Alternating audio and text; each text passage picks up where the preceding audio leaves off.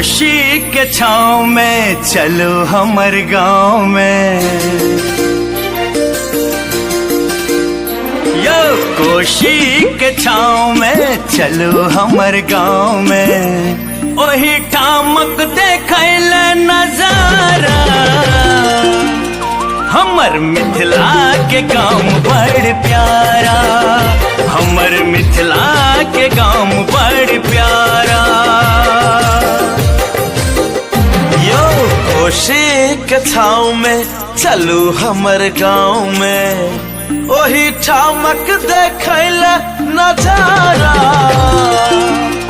हमर मिथिला के गाँव बड़ प्यारा, यो हमर मिथिला के गाँव बड़ प्यारा।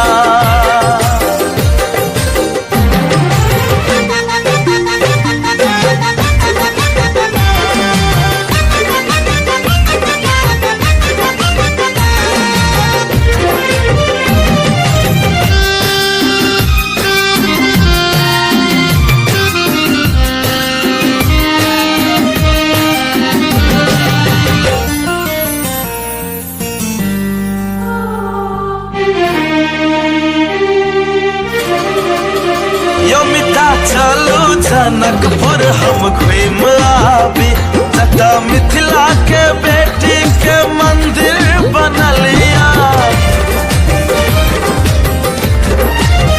यो मिता चलो जनकपुर हम घूम आबी, जता मिथिला के बेटी के मंदिर बनलिया। चलो काली छिन्नमस्ता के दर्शन करी, जता कमला बलान सब कल कल बहैया। जता आयल महादेव उगना के भेष में, देखो विद्यापति रचना नारा, हमर मिथिला के गाँव बड़ प्यारा, जो हमर मिथिला के गाँव बड़ प्यारा।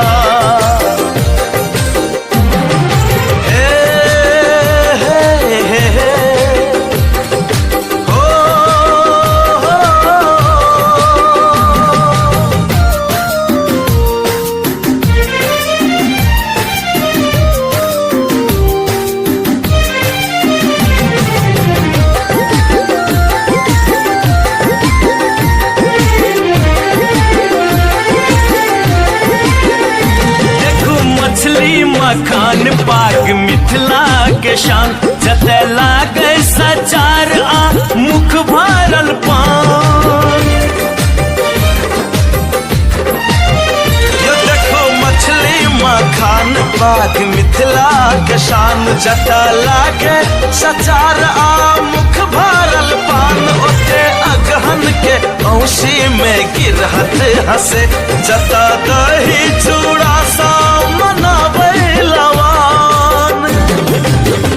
धोती कुर्ता के भेष में अपन मधेश में, सब मैथिल के मिलल सहारा, यो हमर मिथिला के गाँव बड़ प्यारा, हमर मिथिला